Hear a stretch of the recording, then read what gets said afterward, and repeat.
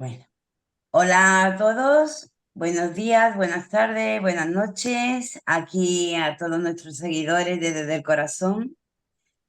Esta noche, noche de jueves, noche de lo misterioso, de lo paranormal, y para nosotras es una gran alegría dar la bienvenida a nuestro programa Juan Antonio Sanz.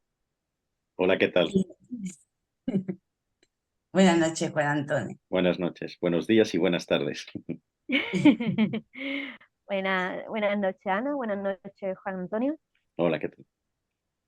Hola, cariño. Bueno, Juan Antonio Sanz nos va a deleitar esta noche hablándonos de la noche de los monstruos. Ujú. Pues sí, va a ser un tema muy interesante, que espero que os guste. Y cuando me digáis, pues os puedo contar. Cuando tú Ya. quieras. Bueno, ¿a qué llamamos la noche de los monstruos?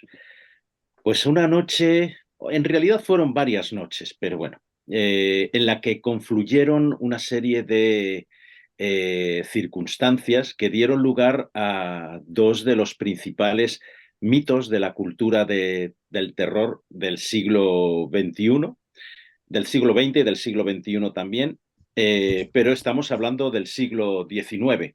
Estamos hablando del año 1816 y en concreto de junio de 1816, en un lugar que se llamaba Villa Diodati, todavía existe, una gran mansión en la ciudad de Ginebra, en Suiza, junto al lago Le Mans, en una zona que se llama Cologne.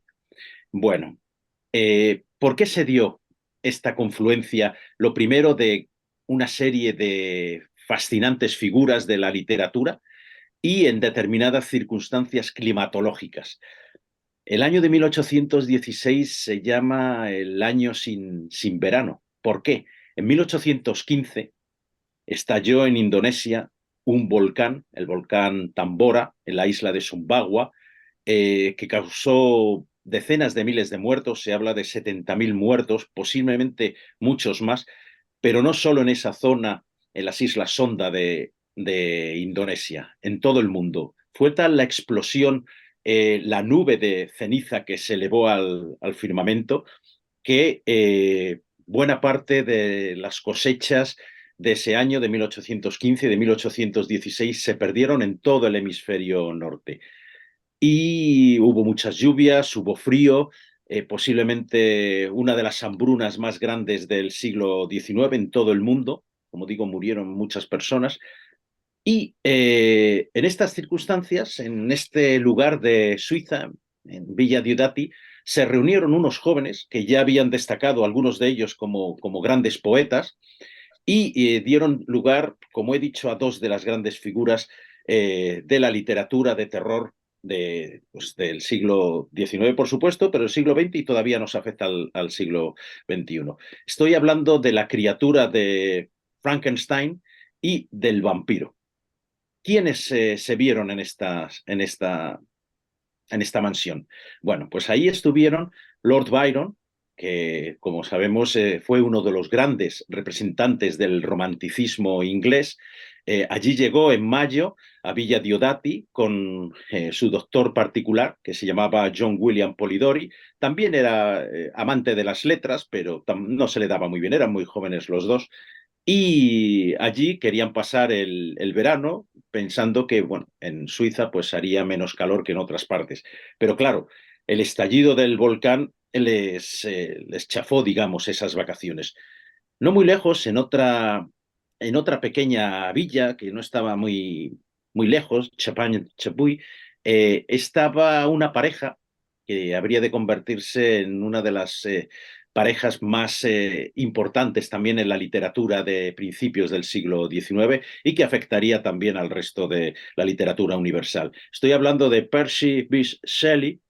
Shelley era un gran poeta, era además filósofo, había sido, tenía unas ideas que rondaban entre el anarquismo, el ateísmo, bueno, y tenemos entre sus obras, por ejemplo, Ozymandias, Prometeo liberado o Adonais. Y su esposa, todavía no se habían casado, pero llegó a convertirse en su esposa, era Mary Godwin. Mary Godwin, que a lo mejor a nuestros escuchantes no les suena, pero se convirtió, tras desposarse con Percy Shelley, en Mary Shelley. ¿Quién es Mary Shelley? La autora de Frankenstein o el moderno Prometeo, una de las obras de ficción y terror más importantes de la historia de la literatura. También estaba la hermanastra de Mary Shelley, Claire Claremont. Bueno, Mary Shelley era hija de William Godwin, que había sido, bueno, era todavía entonces uno de los grandes pensadores eh, libertarios y con unas ideas pues que rondaban casi pues, el mayor de los de la búsqueda de la libertad por encima de todo. Hoy día seguramente le habrían calificado como un izquierdista. Bueno, y la madre de Mary Shelley era Mary Wollstonecraft, había sido, porque Mary Wollstonecraft murió al dar a luz a los 10 días de dar a luz a Mary Shelley. Mary Shelley tuvo este cargo de conciencia, siempre ella decía que había matado a su madre. Mary Wollstonecraft, la madre de Mary Shelley, fue una de las primeras feministas, desde luego inglesas y posiblemente de las primeras feministas europeas. Una mujer interesantísima. Ella escribió su Vindicación de los Derechos de la Mujer, que vino a ser uno de los grandes tratados en el siglo XVIII del feminismo. Pues con estos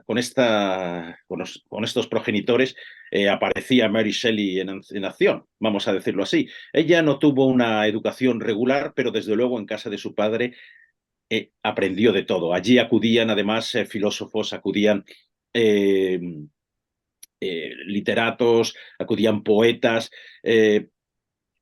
Godwin, que tenía una pequeña imprenta y una librería, pues no daba abasto pues, para alimentar a su hija, a una hija también de otro matrimonio. Después se casó en segundas nupcias cuando murió su mujer con otra señora que también aportó a Claire y a otros dos niños al matrimonio, con lo cual se encontró con una familia muy numerosa. Entonces, aceptaba como tutor a jóvenes de la clase alta inglesa y a quienes les enseñaba y hablaban de filosofía, hablaban de historia, hablaban de ciencias. El Godwin había escrito un montón de libros y algunos muy curiosos. Le gustaba mucho el tema de la magia y del ocultismo. Las vidas de los nigromantes que él escribió, es un libro que se llama así, es muy interesante, que se puede encontrar incluso en español. Bueno, pues en estas circunstancias creció Mary Shelley y allí conoció precisamente como uno de las personas de los jóvenes a los que atendía eh, William Godwin, estaba Percy Shelley, que era hijo de aristócratas y bueno, con buenas posibilidades y buenos dineros. Los jóvenes se enamoraron, ella tenía apenas 16 años, bueno, se medio escaparon en 1814, hicieron una gira por Francia, Suiza y otras zonas de Centro Europa. Y la cito porque después este viaje tuvo mucha importancia en la creación del Frankenstein. Frankenstein es una obra llena de enigmas, aunque no lo pudiera parecer. No es tanto una obra de terror como también una obra filosófica por las cuestiones que se narran en torno a esta criatura, la que creó el doctor Víctor Frankenstein, y que apareció, bueno, pues en una época en la que la ilustración ya estaba dando paso al romanticismo puro y duro. Napoleón había sido derrotado en 1815 en la batalla de Waterloo y mientras pues, los cadáveres de los soldados ingleses, austriacos, polacos, rusos y franceses y españoles se pudrían en los campos de guerra europeos, pues había este género, el romanticismo, iba surgiendo como una manera de rebelarse ante el mundo. Lord Byron, que había viajado también por buena parte de Europa, pues en 1816 había dejado Inglaterra en medio de los escándalos. Se le acusaba de haberse eh, tenido amoríos con su hermanastra y de otras conductas muy licenciosas. Era un hombre pues, que le gustaban también no solo las mujeres, sino también los hombres, como después de un viaje que había hecho por Grecia, por Albania y otras zonas del Mediterráneo. Él lo contó, donde recogió muchas de las ideas y muchas de las leyendas que después, curiosamente, encontraremos en esas noches de Villa Diodati. Ya se conocían. Claire Claremont, la hermanastra de Mary Shelley, había sido precisamente amante de Lord Byron. Entonces, cuando llegaron los Shelley y Claire Claremont a Francia, o digo a Francia, perdón, a Suiza, a Ginebra, bueno, pues inmediatamente se pusieron en contacto con Lord Byron y John William Polidori, su médico, y empezaron a visitarlos. ¿Qué sucedía? Y ahora vuelvo a lo del volcán, que por eso lo he contado. Pues que el tiempo era malísimo, hacía frío, llovía, ellos querían navegar, sobre todo los muchachos, pero no se podía. Y se recluyeron en Villa Diodati. Villa Diodati era una mansión que había estado siempre ligada a la cultura. Se llamaba Diodati por el nombre de bueno, de su constructor, que era de origen italiano, aunque en realidad la mansión se llamaba Villa Belle. Entonces, bueno, pero Lord Byron la llamaba Villa Diodati y con ese nombre se ha quedado y ha pasado a la historia.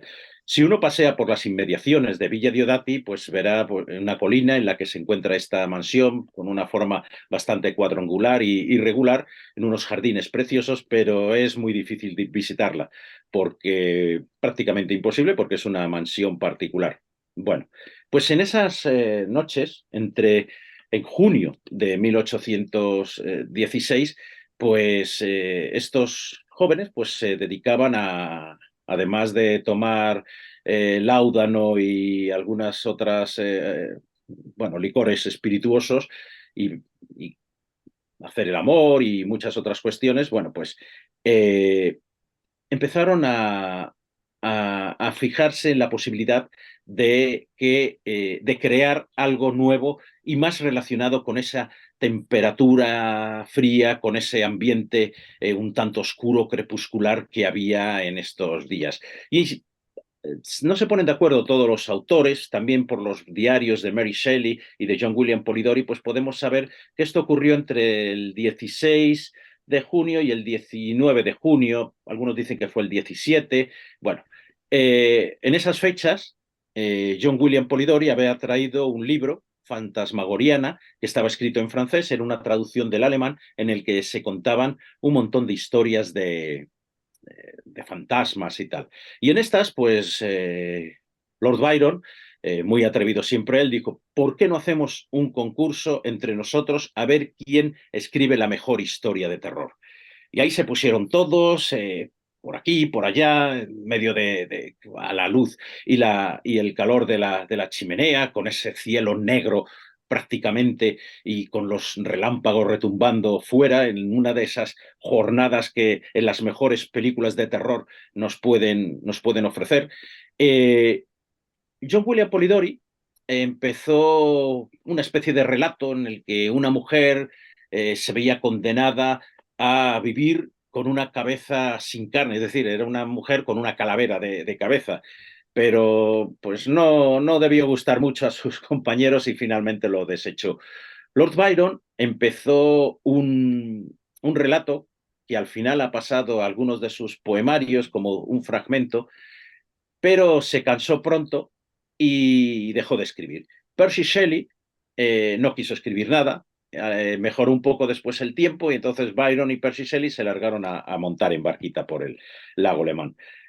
Y Mary Shelley comenzó a escribir precisamente el que había de convertirse en una de las obras más importantes de la literatura del siglo XIX y posiblemente de la historia de la literatura, Frankenstein o el moderno Prometeo. Si recuerdan nuestros oyentes la historia, porque he de decir que la novela es muy diferente a las películas que han aparecido. Desde luego la descripción de la criatura que Víctor Frankenstein, un doctor, un joven doctor suizo, otras veces dicen que es de italiano, en algunas alguna versión extraña. Bueno, pues reconstruye a partir de los pedazos de cadáveres. Vuelvo al padre de Mary Shelley. William Godwin estaba muy interesado precisamente en las historias saqueadores de cadáveres. Y esto posiblemente Mary lo escuchó cuando era mucho más joven. Hemos de contar que Mary escribió este libro con 18 años, un portento de mujer.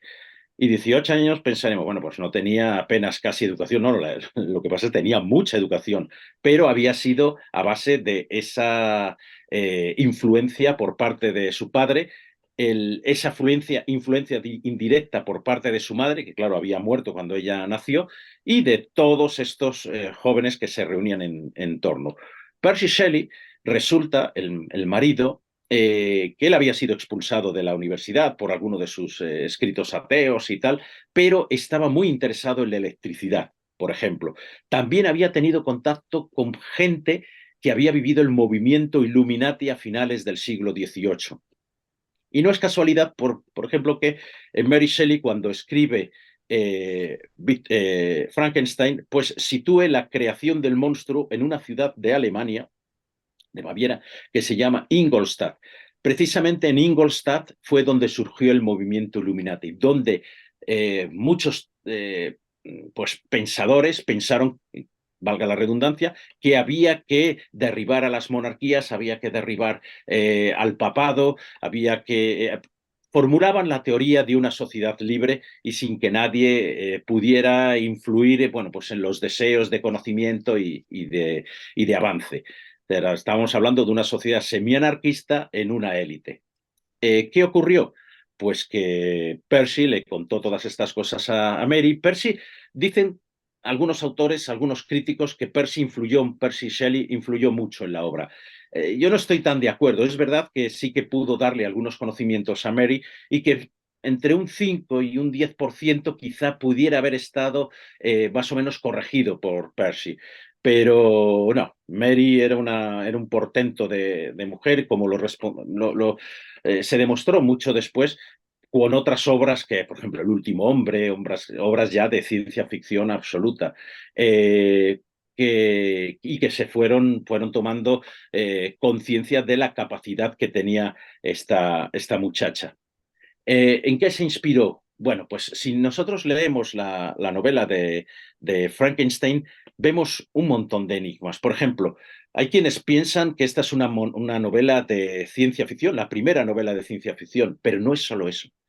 Es también una novela gótica por el ambiente donde se desarrolla, entre Alemania y Suiza y también en el Polo Norte, porque en el Polo Norte es donde, cuando empieza la novela, empieza en el Polo Norte, donde un Walton, que es un capitán de un navío que está buscando llegar por el paso del noroeste y tal, bueno, pues se encuentran a una persona que está persiguiendo a una bestia, que es la criatura de Frankenstein, y esta persona es Víctor Frankenstein. Entonces, Víctor Frankenstein empieza a contar toda la historia de esta criatura, de cómo se creó y demás. Pero a la vez es una novela de alquimia. Y cuando cita Mary Shelley o Víctor Frankenstein está contando la historia de cómo está empezando a estudiar en la Universidad de Ingolstadt de Medicina, habla de que 4 de sus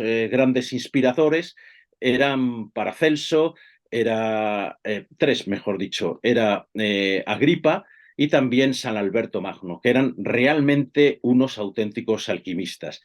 Y esto nos lleva a pensar que en realidad otro de los misterios es cómo con la reconstrucción a base de partes de cadáveres, Víctor Frankenstein crea a ese monstruo. Todos hemos visto las películas en las que es un rayo con una serie de aparaturas, tecnologías electrónicas o eléctricas, mejor dicho, pues capta y revive a la criatura. Pero hay 3 ediciones de Frankenstein y no parece ser que Mary Shelley pensara en la idea de la revivificación de los tejidos muertos por medio de la electricidad, o no solo. Porque en la de 1818, la primera edición, ni lo menciona, en la de 1823 tampoco, y en la de 1831, en el prólogo, efectivamente, habla de Galvani y de otros investigadores que utilizaban la electricidad. Es cierto que Percy Shelley también hacía experimentos eléctricos en esa época. Experimentos muy sencillos, todos eran los que hacían eh, eh, todos estos científicos. Agarraban, por ejemplo, las ancas de una rana, le enganchaban unos electrodos y se movía de las sacudidas eléctricas. También hicieron lo mismo con cadáveres y eso sí que era bastante más tenebroso cuando aplicaban uno de los electrodos en la cabeza, otros en el pie o en la propia lengua y el cadáver empezaba a convulsionar de una manera terrible que parecía que se estaba resucitando y que teníamos allí un zombie.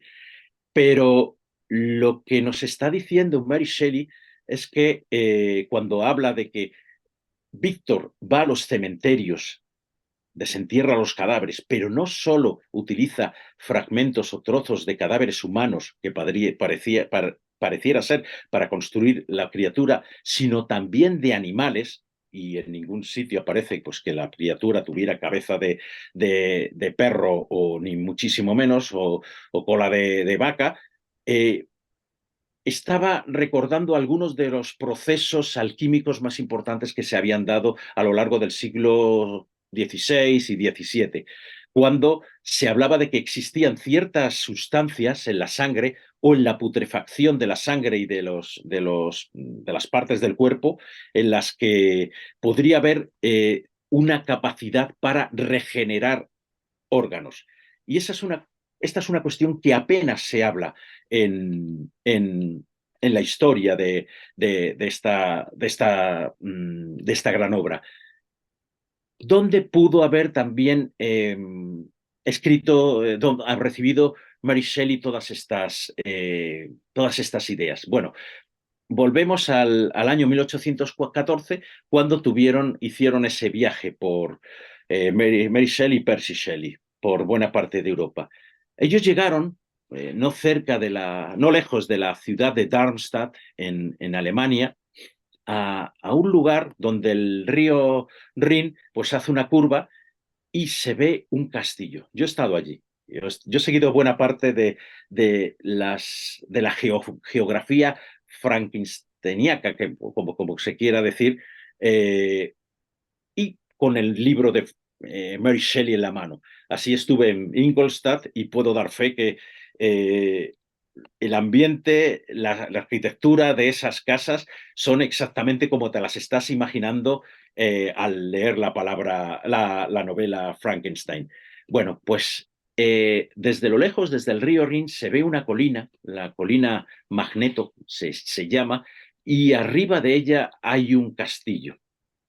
Hay un castillo que está medio en ruinas. Yo he estado allí desde Darmstadt tomando un tranvía, se llega a una pequeña localidad, un pequeño pueblito, y desde allí andando pues tienes casi una hora y pico de subida. Es una una colina alta y frondosa, llena de árboles, donde hay muchas leyendas desde aparecidos, fantasmas, grutas donde podrían encontrarse fuentes que darían la eterna juventud, y donde, ¿por qué se llama Magneto? Porque la composición en el interior de esta colina, si es que no está hueca, si es muy férrea, pues puede hacer que las brújulas empiecen a girar. Y eso es muy interesante, siempre ha sido muy interesante para los científicos. Y arriba está este castillo. ¿Cómo se llama este castillo? Se llama Castillo Frankenstein. Es una relación directa. Efectivamente, Mary Shelley tuvo que haber oído hablar de este castillo Frankenstein, si no es cuando llegó, si no es que ella misma anduvo con Percy hasta la cima, y en Estrasburgo, por ejemplo, donde ellos estuvieron, pues hablaron con estudiantes que seguramente habían oído la leyenda, que no es leyenda, en realidad es una historia que os voy a contar ahora. En ese castillo Frankenstein vivió finales del siglo XVII y principios del siglo XVIII un tipo que se llamaba Johann Conrad Dippel, 1673-1734, que fue cuando murió. Dippel, bueno, Dippel era un auténtico Víctor Frankenstein. Este hombre que además de teólogo se dedicó a la ciencia y a la alquimia, pues tal como aparece en los tratados y en las crónicas, al parecer gustaba de hacer experimentos con cadáveres. Ya tenemos la primera pista. Pero no es solo eso. Él creía que se podían hacer ciertos implantes de forma que se podría trasladar el alma de un cuerpo muerto a otro cuerpo muerto. Estamos hablando precisamente de lo que hizo Víctor Frankenstein. No hay posibilidad de duda, aunque casi nadie se fije en estas cuestiones. Hay una historia muy bonita que dice que hubo un diario secreto de Mary Shelley. Más que secreto sería mejor hablar de diario perdido, en el que contaba cómo precisamente ella sí que llegó hasta el castillo Frankenstein. El castillo Frankenstein es, si lo buscáis por internet veréis, realmente es tenebroso, no, lo siguiente. Y cuando yo estuve allí con mi hijastro, Sergei, bueno, pues vimos precisamente una colina llena, estábamos en otoño, a principios de noviembre, acababa de pasar además Halloween, bueno, había habido fiestas en este castillo, pero bueno, ya estaba calmada la cosa y pudimos ver realmente pues, los restos de esta construcción, en la que dicen también que, por cierto, que Dippel utilizó una serie de explosivos, o sea, la mezcla reventó una de las torres. Él quiso comprar después el castillo Frankenstein, pero no le dejaron. Él había estado viajando por buena parte de Europa, incluso se dice que estuvo en Rusia, donde pudo haber conocido algunas de estas teorías sobre la existencia de determinadas sustancias en la zona de Siberia que podrían ayudar a recuperar y a regenerar los muertos.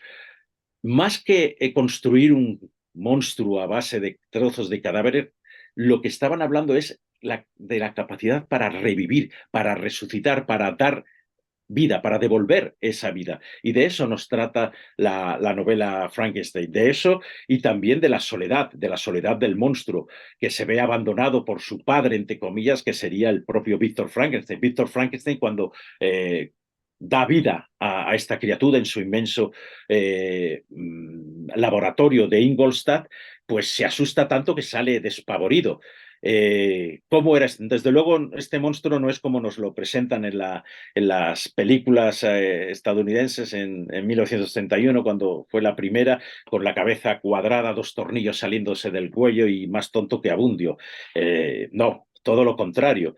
El monstruo, la criatura que crea Víctor Frankenstein, según la novela de Mary Shelley, adquiere la capacidad de hablar muy rápido, aprende a leer él solo. Por ejemplo, El paraíso perdido de Milton, de John Milton, es una de las obras que lee, y aprende a comunicarse. Entonces, pero él tiene ese rencor de que Víctor Frankenstein lo abandonó. Después él le pide que cree una compañera para poder, decían que se iban a marchar a las selvas o a cualquier otro lugar, y para apartarse de todo el mundo, porque no veía que el ser humano fuera noble.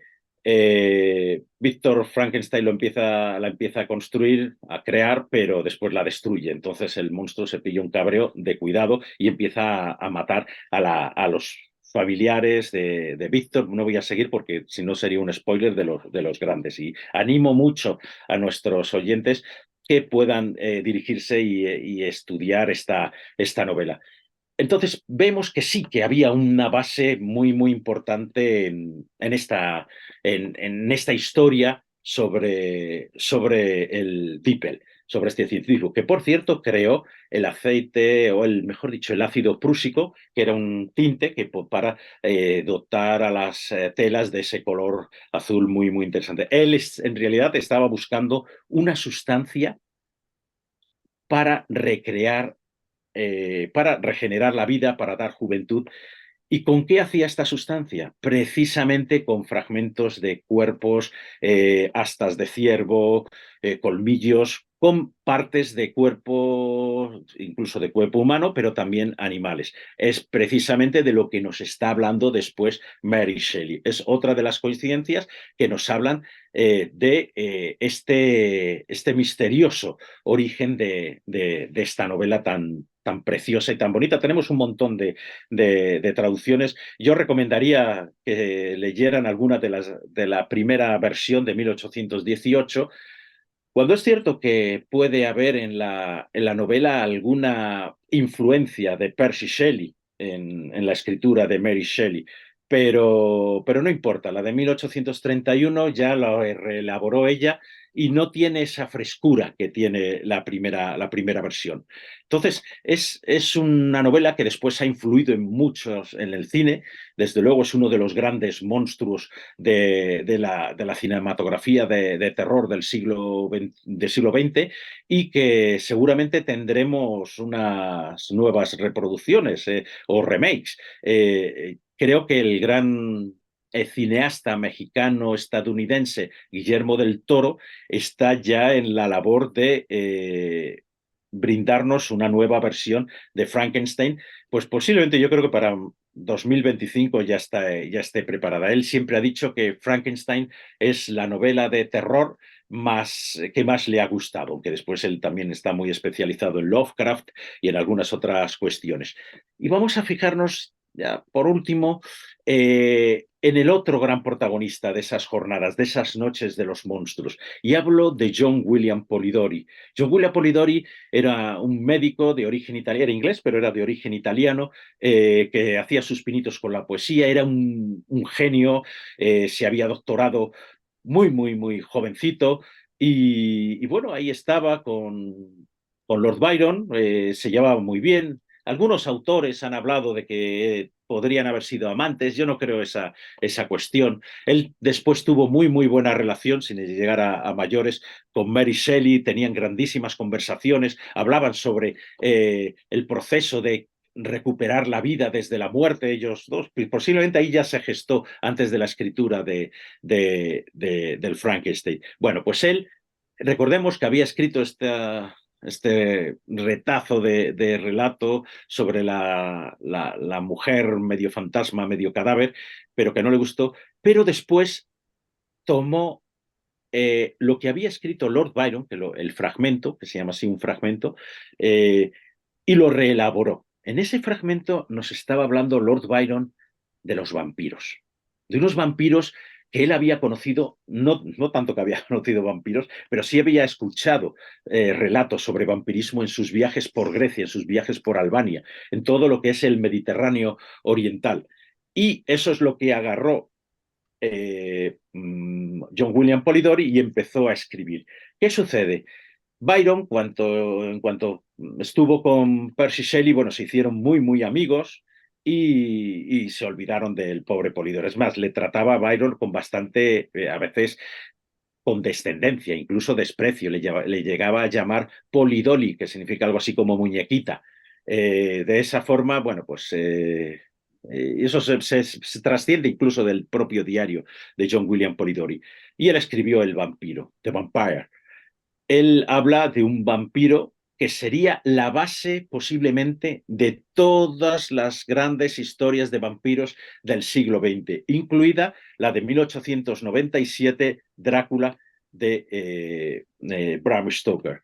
¿Por qué? Porque él habla de un vampiro aristocrático, Lord Ruthven. Lord Ruthven, que va viajando también por el sur de Europa, con mucho dinero y un ser maligno por antonomasia. Tampoco voy a contar demasiado al respecto, pero creo que podemos ver que este vampiro venía a dar un cambio total a la visión del vampiro que había sido preeminente a lo largo del siglo XVIII. Es decir, ese vampiro que surge de la tumba, que parece más un zombie con hambre de sangre y demás, y que apesta, que se apodera, primero ataca a los suyos, y que va propagando la plaga del vampirismo, sobre todo por las zonas de Serbia, Hungría, lo que hoy día es Rumanía y otras regiones, y también en el sur de Europa y en el Mediterráneo, por ejemplo, en el caso de Grecia. Bueno, pues Lord Ruthven se convierte en esa figura del vampiro que después retomarían otros escritores a lo largo del siglo XX de ese vampiro aristocrático y, por ejemplo, Anne Rice con su entrevista con el vampiro, pues bueno, Lord Ruthven sería un perfecto Lestat o Lestat sería un perfecto Lord Ruthven. Y no digamos cuando Myers escribe su Crepúsculo y demás obras en las que los vampiros son muchachos guapísimos y demás, pues que más se parecerían a un Lord Ruthven, desde luego, que a una mala bestia salida de las tumbas y que se alimenta de carne y sangre humanas allí donde pueda cazar. Estamos entonces que hemos tenido dos Perdón, de los per- grandes. Sí, perdón, Juan Antonio, nos quedan 2 minutillos. uy. Espera, Ana, ¿te parece si salimos y nos metemos de nuevo otra vez en el mismo link? ¿Te parece? Lo mismo te digo, Antonio. Juan Sí, sí, Antonio, no tengo ningún salimos y problema. nos volvemos a meter, ¿vale? Vale, o sea, vale, Y continuamos con la historia perfecto.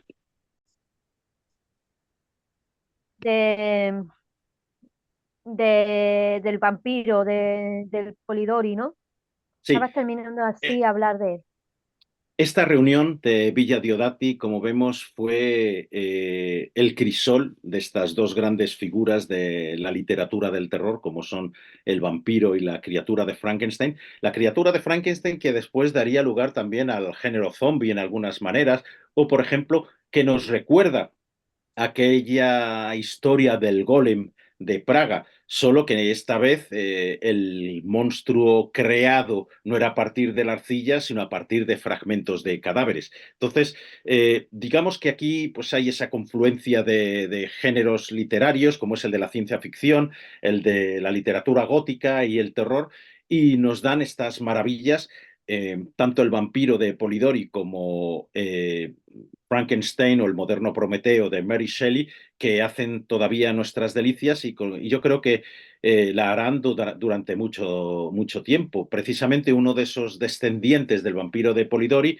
es el vampiro Nosferatu, con el conde Orlok, que en 1922, bueno, pues Wilfred Friedrich Wilhelm Murnau pues recreó en esa película magnífica que es Nosferatu, que por cierto, a finales de este año 2024, pues también van a hacer un remake de esta película. Y, yo es que esa película no, no, no hay manera, no.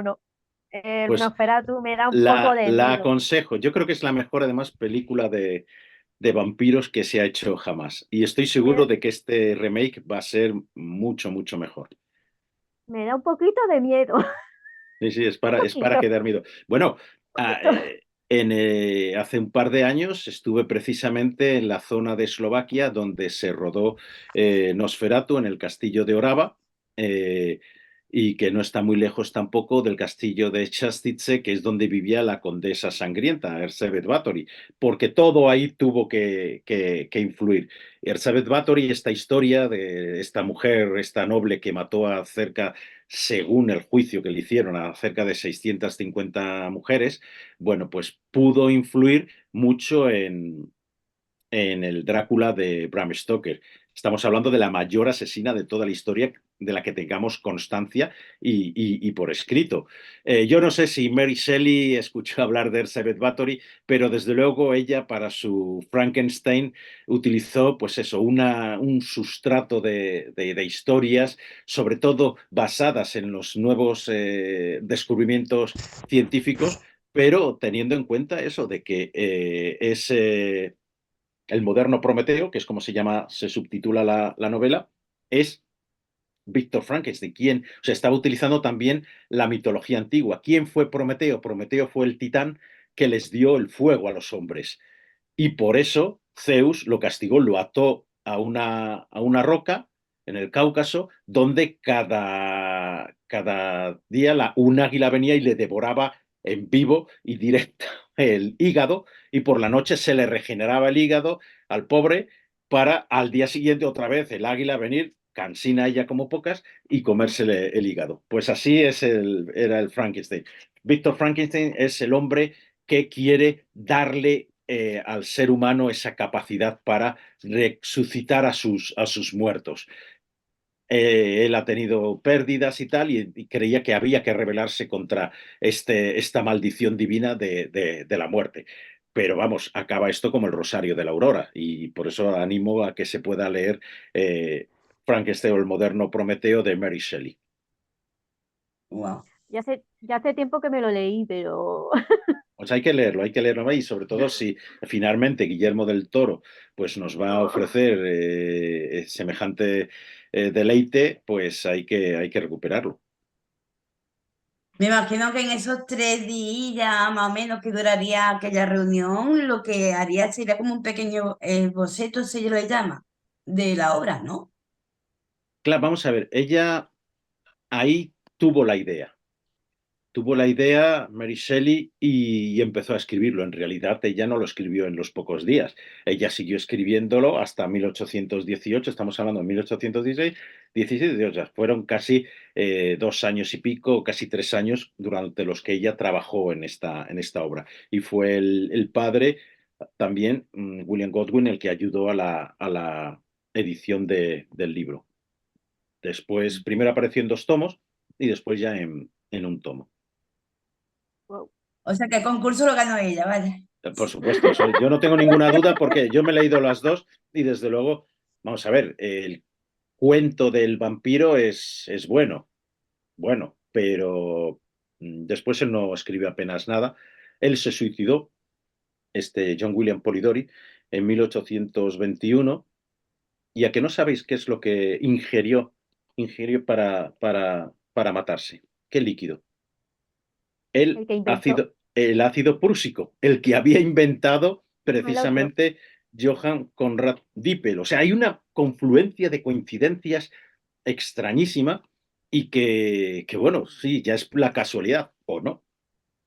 Eh, Frankenstein, esa genealogía, esos Frankenstein, esos guerreros, precisamente fueron muy famosos a lo largo del siglo XV, y a que no sabéis dónde alguno de sus grandes nobles, Frankenstein, murió combatiendo contra quién, contra Vlad el Empalador, en quien, que de Transilvania, en realidad de Valaquia, en quien se inspiró precisamente, no tanto, pero desde luego aparece como la figura prototípica de la que salió el Drácula de Bram Stoker. O sea, vampiros y Frankenstein por todas partes.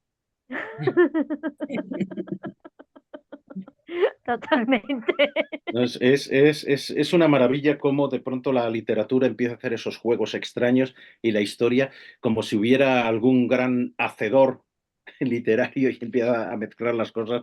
Mm, Es, mm, es muy interesante porque todos los hombres, los jóvenes que participaron en la reunión de Villa Diodati, estamos hablando de Lord Byron, de John William Polidori y Percy Shelley, murieron muy pronto. En 1821 murió, como digo, John William Polidori por suicidio. En 1822, en el Golfo de la Spezia, en Italia, eh, Percy Shelley se ahogó con un amigo Williams y acabó su cadáver en la playa de Viareggio. Yo estuve también en 1800, en 2022, en la playa de Viareggio, precisamente para rendir mi, mi, mi homenaje a Percy Shelley. Hay una piazza, una plaza, Piazza Shelley, donde hay un busto de, de Shelley. Ahí es donde erigieron supuestamente la pira, donde le quemaron, y donde Lord Byron, después de que se quemara el cuerpo, recogió su corazón, que no se había quemado, una cosa pues casi milagrosa, y se lo entregó a Mary Shelley, a su esposa. Mary Shelley envolvió el corazón en un ejemplar de Adonais, de Percy, y lo mantuvo hasta su muerte en 1851. Ya, ella sí sobrevivió a todos. Y Lord Byron murió en 1824. Este año se cumplen 200 años del aniversario de la muerte de Lord Byron. ¿Dónde murió Lord Byron? Pues en Grecia, esa tierra que tanto amaba y a la que acudió por segunda vez para luchar por su independencia. Y él murió en un sitio que se llama Missolonghi, que tuve también oportunidad de visitar. Me costó mucho llegar porque es complicado, yo no conduzco, entonces fui en autocares de locales y tal, y llegué hasta este lugar en el Golfo de Corinto, una zona que había sido de pantanos. Fueron precisamente los pantanos los que acabaron con la vida de Lord Byron, porque, bueno, pues le debió picar algo, se le infectó, pudo ser malaria, no sabemos exactamente, le hicieron unas sangrías con sanguijuelas y con cortes y tal, y vamos, el pobre murió de mala muerte, como se viene a decir. Se dice que su corazón se lo extrajeron y que el cuerpo lo mandaron a Inglaterra, a Londres, pero el corazón decían que estaba ahí. Y yo fui a buscar también, con muy poca esperanza de saber dónde estaba el corazón de Lord Byron.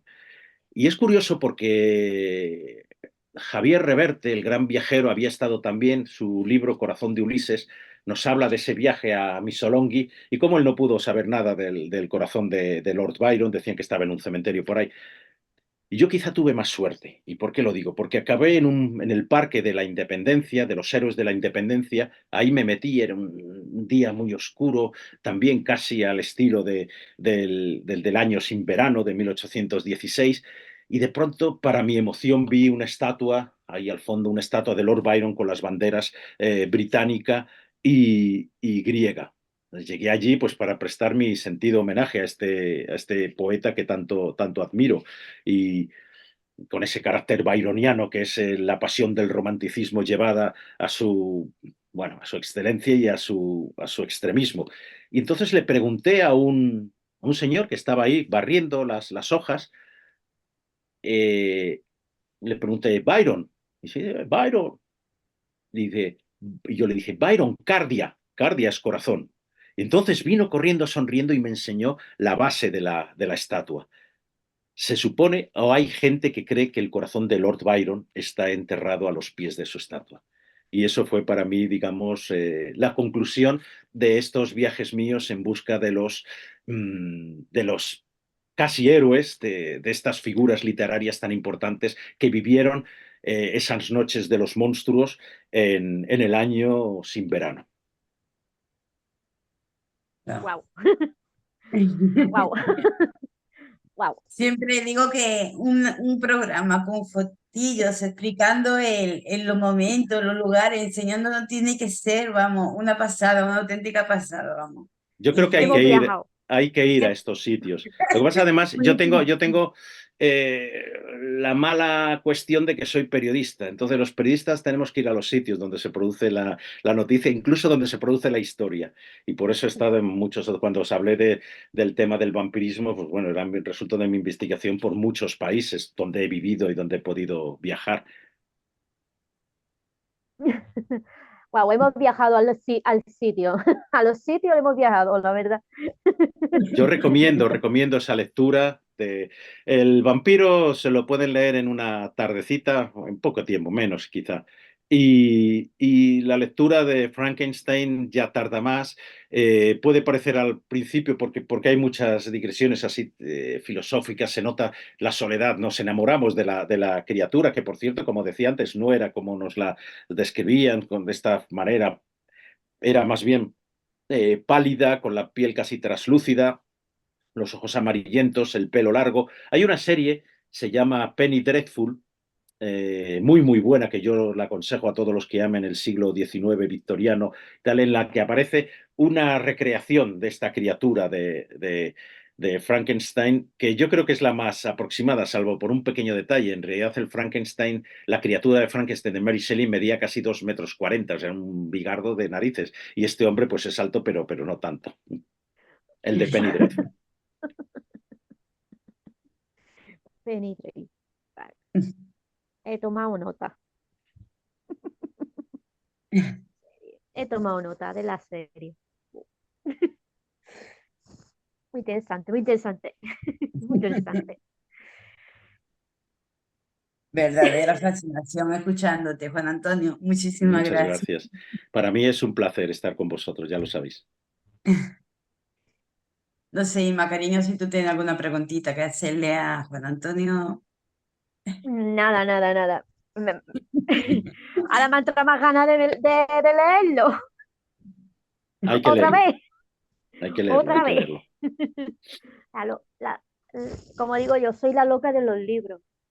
Uy, somos muchos locos de los libros. Somos Oh, vampiros de los libros. totalmente, totalmente. Pues nada. Pues entonces, llegado a este punto, Juan Antonio, darte 1 millón de gracias. Sabes que aquí en Desde el Corazón te queremos un montón y bienvenido siempre, siempre, siempre hasta tu casa. Muchísimas Muchísimas gracias, de verdad. gracias, muchísimas gracias a vosotros. Hasta la vista, entonces. Chao. A la vista. Chao.